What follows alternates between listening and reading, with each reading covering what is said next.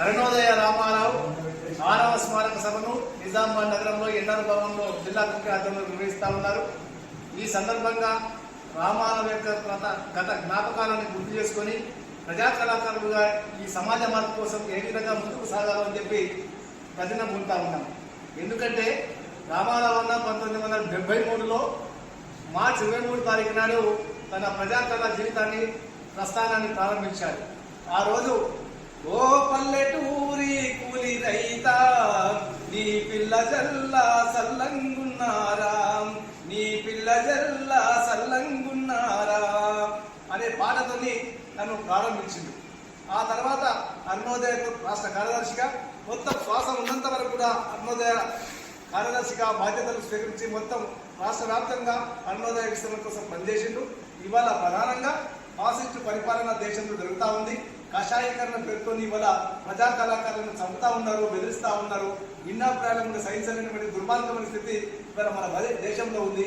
ఇవాళ నరేంద్ర మోడీ పరిపాలన ఆ విధంగా కొనసాగుతుంది.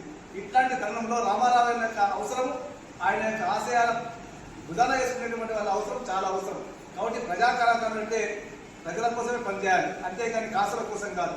ఇలా ప్రజా కళారూపాలని ఒక సరుకుగా మార్చి, డబ్బుగా మార్చి ప్రయత్నం చేస్తూ ఉన్నారు. కాబట్టి ప్రజల పక్షాన ఉండవలసినటువంటి ప్రజా కళాకారులు ఈ దేశంలో, ఈ సమాజంలో మార్పు రావాలి. అదేవిధంగా ప్రజా వ్యతిరేక నరేంద్ర మోడీ గారి రాష్ట్ర ప్రభుత్వం యొక్క విధానాలకు వ్యతిరేకంగా తన పాట, మాట, ఆటలు వినిపించినప్పుడే అది అరుణోదయ రామారావుకు నిజమైన నివాళవుతుందని చెప్పి ఈ సందర్భంగా యాద్ చేస్తా ఉన్నాం.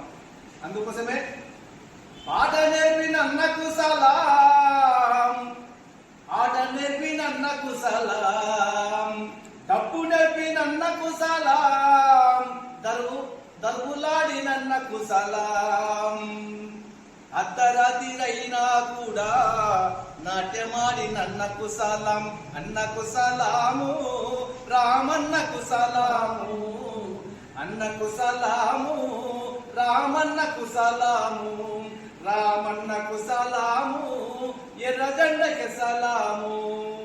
జోహార్ రామారావు అన్న, జోహార్.